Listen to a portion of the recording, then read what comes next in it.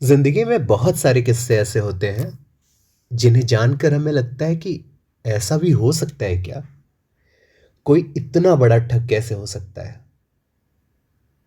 केरल के एक शख्स ने ऐसी ठगी की है जिसे सुनकर आपको यकीन नहीं होगा। सोचिए कि आप खुद के लिए scooter, laptop, fridge, washing machine जैसी चीजें तलाश रहे हैं और कोई आपको ऑफर कर दे कि ये बिल्कुल आधे दाम में आपको मिल जाएंगे। और वह भी कैसे, उसका एक पूरा सिस्टम वो आदमी आपको समझा दे। वो बताया कि कंपनियों के सीएसआर फंड का पैसा आपके प्रोडक्ट्स पे लगेगा। आपको इस पर्टिकुलर सामान के लिए आधा पे करना होगा, आधा खर्च जनहित में कंपनियां उठाएंगी। आपको क्या लगेगा? आपको लगेगा कि हाँ, हो सकता है कि लोग, मध्यम वर्गीय परिवारों की भलाई के लिए बड़ी कंपनियां ऐसे कदम उठा रही हैं। सस्ते ऑफर तो हमेशा लोगों को लुभाते रहे हैं। इसी चाहत का फायदा घोटालेबाज ने उठा लिया। इस शख्स का नाम है अनंतो कृष्णन। केरल का यह शख्स रहने वाला है। एक एनजीओ कन्फेडरेशन की इसने शुरुआत की। एनजीओ में 170 संस्थाएं जुड़ी। लोगों ने स्कीम का लाभ उठाने के लिए साइन अप किया और खामियाजा भुगते। 1,000 से ज्यादा लोगों ने इसके लिए आवेदन किया। अब इस मामले में करोड़ों की ठगी का पर्दाफाश हुआ है। दरअसल साल 2022 में पहली बार 170 एनजीओ को एक साथ जोड़ने की कोशिश की गई। सारे स्थानीय एनजीओ थे। मकसद था कि सारे एनजीओ मिलकर एक कन्फेडरेशन बनाएंगे जिसके जरिए कंपनियों के कारपोरेट सोशल रिस्पॉन्सिबिलिटी का फंड जो है उसका इस्तेमाल गरीबों की मदद के लिए किया जाएगा। कुछ उत्पाद एकदम से आधे दर पे मिलेंगे। जैसे अगर एक स्कूटी आपको खरीदनी है जिसकी कीमत 1,20,000 रुपए है, उसकी कीमत घटा के 60,000 रुपए कर दी गई। जैसे लैपटॉप 60,000 का है तो उसकी कीमत घटा के 30,000 कर दिया गया।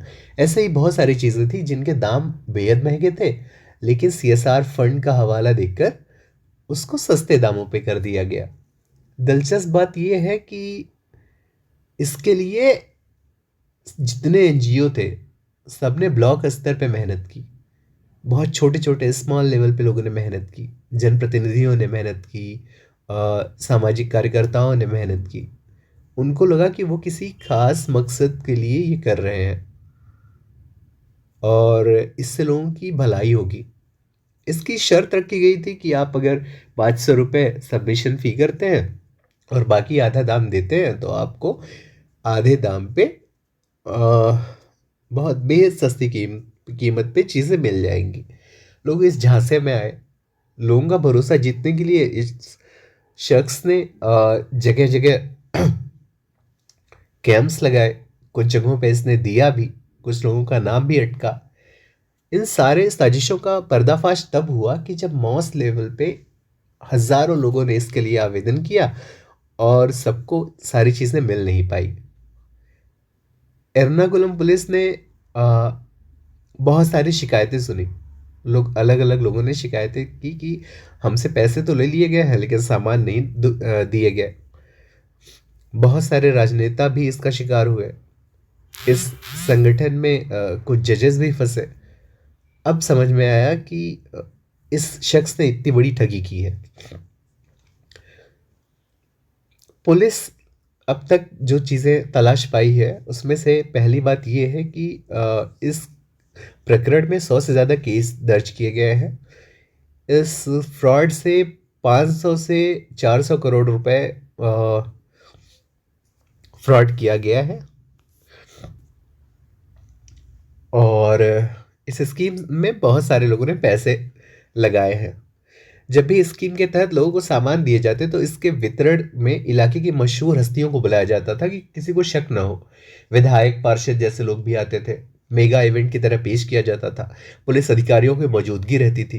किसी को कानों कान खबर रही थी कि ऐसा कोई खेल चलने वाला है। जब शिकायतें लोगों की आनी शुरू हुई तो पुलिस की नींद टूटी। लोगों ने शिकायतें दर्ज की।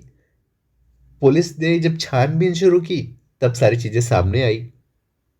अनंतो कृष्णन नाम के इस आदमी ने 170 से ज्यादा एनजीओ को अपने भरोसे में लिया था। और इंडियन मुस्लिम लीग के विधायक नजीब कांतापुरम भी इसके ट्रैप में आ गया। वो उन्होंने भी लैपटॉप बांटने के लिए आवेदन किया था, लोगों से रजिस्ट्रेशन करा लिया, और लैपटॉप वहां तक पहुंचे ही नहीं। तो एक शिकायत लोगों की ये भी है। इस घोटाले का जो मास्टरमाइंड है वो अनंतु कृष्णन बताया जा रहा है। इडुक्की जिले के कुडियाथूर का रहने वाला है। अपने गांव के नाम पर ही उसने बहुत सारे एनजीओ खोले। उसने एपीजे कलाम और सरदार पटेल के नाम से भी एनजीओ खोला। एक मामूली कारपेंटर का बेटा इतने बड़े स्कैम कर बैठा।